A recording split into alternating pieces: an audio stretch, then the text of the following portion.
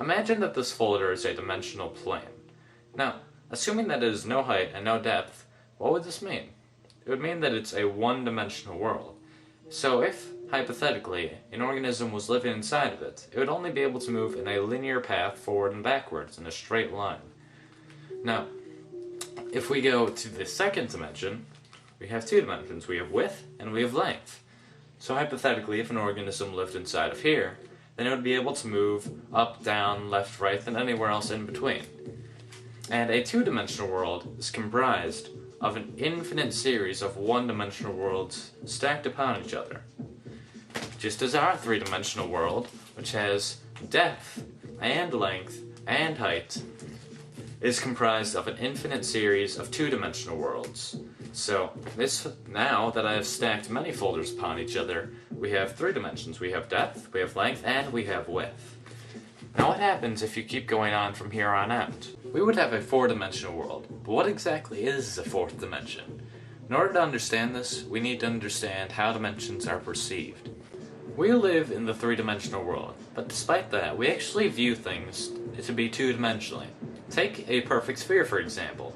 If you're looking at a sphere, it looks just like a regular two-dimensional circle. The only way that you can tell it's an actual sphere instead of a circle is because of the hues of light on it. So just like in a two-dimensional world, if a organism in the two-dimensional world was looking upon a circle, the light would make it appear to be lighter at one end and darker in the middle.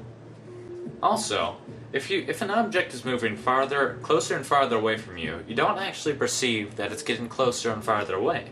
You see that it's getting smaller or larger, and then you assume that it's getting either farther away or closer. But let's say that an object was to grow in perfect equilibrium, so that it was growing at the same speed that it was shrinking as you move it farther away. Then you would not be able to tell, without any lights or if there were details on the object, that it's moving or growing at all. You may have assumed that since we perceive things to be in two dimensions, that a two-dimensional organism would see in one dimension. So, as we're watching this rubber band expand as it moves farther away from this little organism in the two-dimensional world, it does not actually perceive anything is happening to it because it's growing at the same speed that it's moving farther away. But since we can actually see it from the three-dimensional world and perceive things to be in two dimensions, we can see things for how they actually are.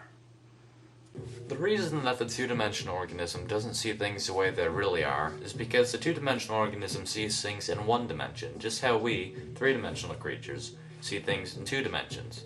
So in a way, we don't really see our world the way it truly is. A four-dimensional creature, however, seeing our three-dimensional world in three dimensions, would be able to see through things. Would be able to see absolutely everything, just as we could see if there was several organisms spread along a 2D environment on your floor. You would be able to see inside houses. You would be able to see inside of people.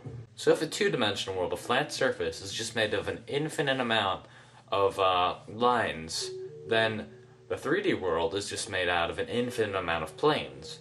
So the 4D world, logically, is made out of an infinite amount of 3D objects. Though they're not just put together like you would like building blocks. That's not how the 4D world is. That would just be 3D again. So in order to understand this, we need to understand the logical progression of mathematics in our world. Imagine that this connects piece represents the first dimension. It's simply a straight line, which is basically what the first dimension looks like.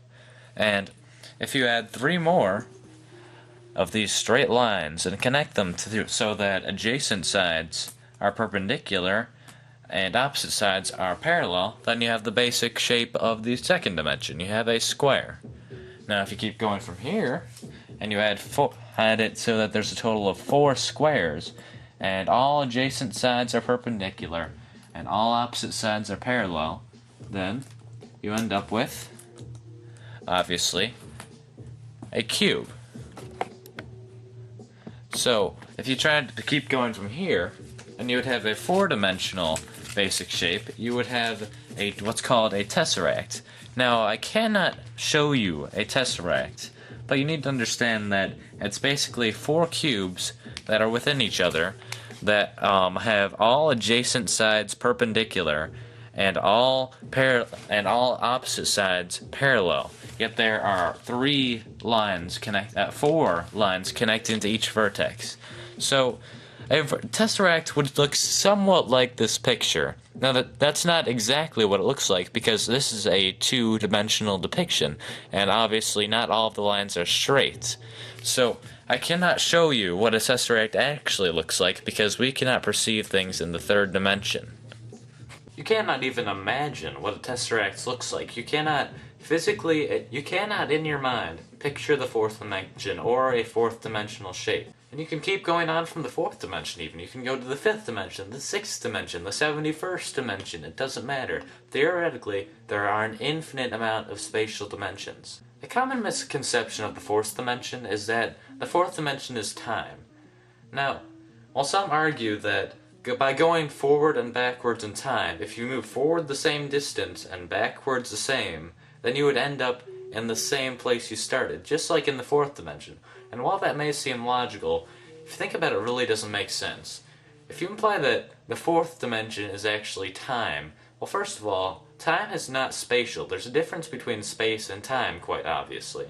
And assuming that all dimensions are according to a pattern, then that doesn't really make sense either, because saying the 4th dimension is time, every dimension has time in it. So that would mean that the 4th dimension is special in some way, which doesn't really make any sense. Another reason this doesn't make sense is that we very, very, very slightly travel through time whenever we move due to the distance that light takes to get to our body. Now, if a group of astronauts were to get in a spaceship and they were to go very, very, very close to the speed of light, then they would, and they went around in this impossible, nearly the speed of light spaceship for a few months, and then afterwards they returned to Earth. They would find that Earth had actually progressed a few years, so they had moved forward in time by moving that quickly. Another interesting concept involving the 4th dimension is that many physicists and even mathematicians may say that the dimensions are very, very slightly curved, because if you really think about it, nothing can be truly, absolutely infinite. So imagine that the first dimension, the line, is just very, very slightly curved, so that after a very long time, it will end up creating a circle.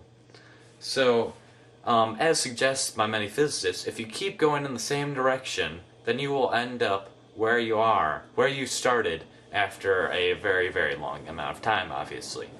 And the same thing would happen to the 2nd dimension. If it's just a square, and then you extend it very, very slightly in a curve, then it will eventually make a sphere, and the same thing happens in our dimension, except it will form a very, very slightly curved 3rd dimension, which will form a 4-dimensional universe, basically.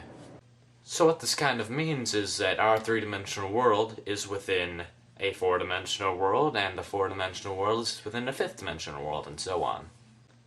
Now, I did say that nothing can be truly infinite, but if this is true, and a dimension is really within another dimension, within another dimension, within another dimension, then I'm implying that there's an infinite amount of dimensions, which is the only problem I really have with this theory. I'm not sure if it ever stops, or if infinity is really even possible. We don't know that.